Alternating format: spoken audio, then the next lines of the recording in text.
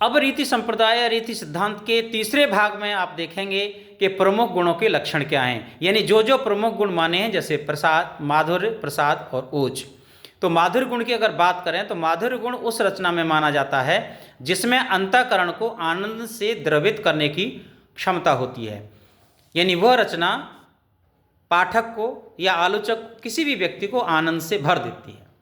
आचार्य चिंतामणि ने इसका स्वरूप स्पष्ट करते हुए कहा है कि जो संयोग श्रृंगार में सुखद दबावे चित्त, सो माधुर्य बखानिए यही तत्व कवित।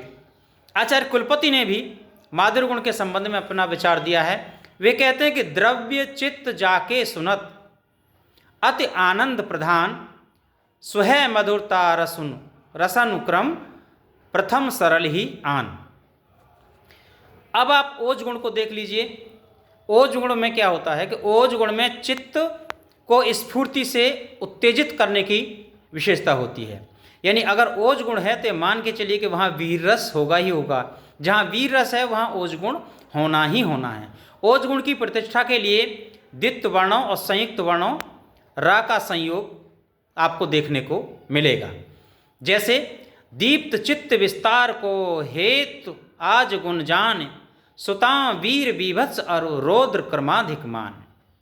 इसी प्रकार आचार्य कुलपति भी कहते हैं कि चित्त ही बढ़ावे तेज कर ओज वीर रसवास, बहुत रुद्र बीभत्स में जाको बने निवास।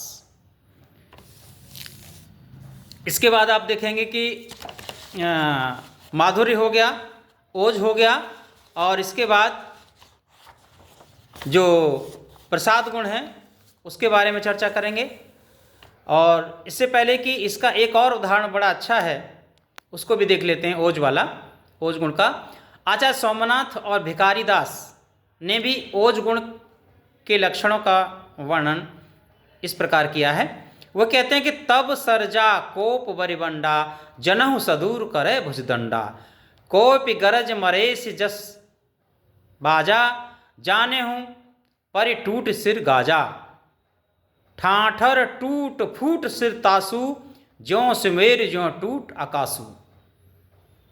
प्रसाद गुण को आप देखिए, जिससे चित्त में उदय होते ही अर्थ स्पष्ट हो जाए, यानी प्रसाद गुण ऐसा है जो सीधा सीधा अर्थ देता है।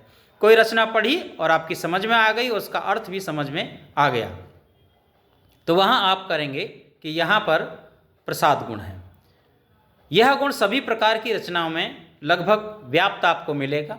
चिंतामणि ने इस प्रकार उसका वर्णन किया है कि सूखे ईनन आग ज्यों, स्वच्छ नीर की रीत, झलके अक्षर अर्थ जो, सो प्रसाद गुण नीत। यही बात आचार्य सोमनाथ और कुलपति जी ने भी कही है, कुलपति ने भी कही है। सोमनाथ कहते हैं कि नबहु रस में अर्थ जहाँ, गंग तीर के तूल, ताको कहत प्रसाद गुण, सुनत बढ़े ही ये फूल। जायसी की भी पंक्तियां देखने लायक हैं। बरनो मांग शीस उपराही, सेंदुर अभय चढ़ा जेहि नाही, बिन सेंदुर जस जानहु दिया, और उजियर पंथ रैन महकिया। तो आपने देखा कि जो गुण हैं उनके बारे में चर्चा की, और विभिन्न आचार्यों के विभिन्न मत हैं, होने भी चाहिए, लेकिन समस्त आचार्यों ने 3 गुणों को ही स्वीकार किया है, माधुर्य, ओज और प्रसाद।